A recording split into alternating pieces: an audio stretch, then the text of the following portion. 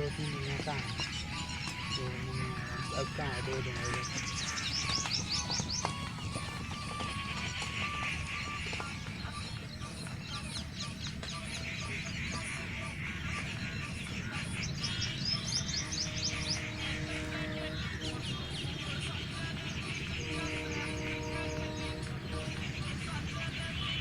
आज क्या करेगा अंदर अंदर घर ही